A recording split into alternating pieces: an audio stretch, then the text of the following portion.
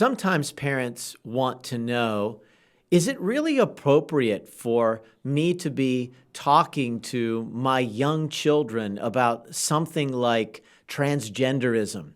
And why did you write a book for such young children on such a challenging subject? And I can understand, because 10 years ago, if you would have asked me, are you going to write a book for young children on transgender issues? I would have said, no, there's no way. But we live in a different time. In such a short amount of time, we've experienced a great influx into our culture of false ideas. And transgender is a false idea.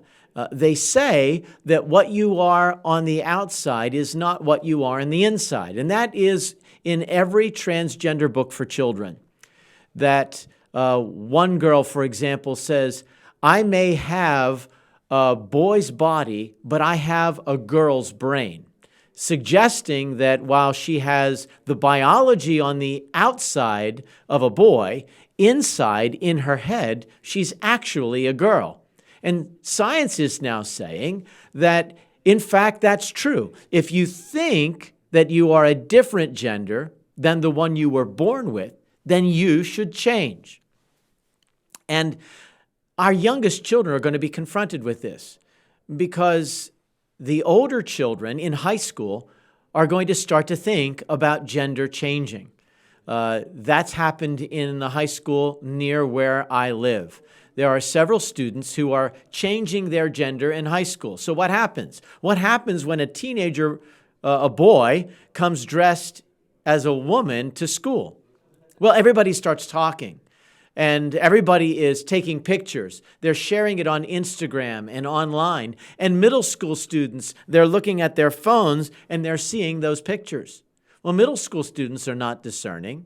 What do? They turn around and they share it with their younger brother and sister. Look, this boy turned into a girl. And suddenly, our 5-year-olds are exposed to the idea that a boy can turn into a girl. That's happening in my country. It's happening around the world. Society is devolving away from God's truth to these ideas that are false. And so I felt like, yes, we need a book for parents that can help them teach the truth that gender is God's good gift and it can never change. Now, God made boys and girls does not talk about aberrant sexual behavior. It tries to set a foundation of truth for parents to follow. It's teaching the good news of God's plan, the good news of God's design. And that is what they can use to prepare their youngest children for this eventuality. One day, your children are going to find out, and it might be earlier than you think. And so I teach that gender is God's good gift, and it doesn't change. And that if God made you a boy, He made you a boy the whole way through your body.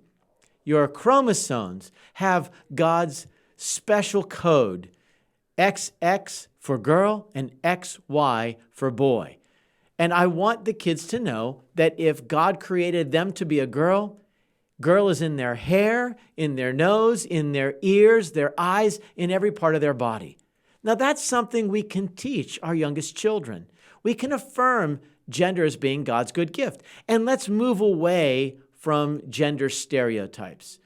You might have a girl who likes to fix things or play with trucks, or a boy who loves to sing and dance. God has created different children with different gifts, but that doesn't have anything to do with their gender.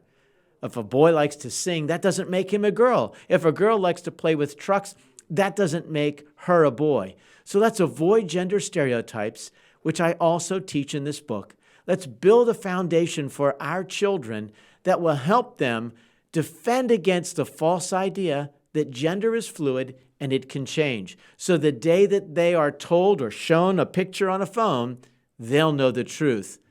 My gender is God's good gift.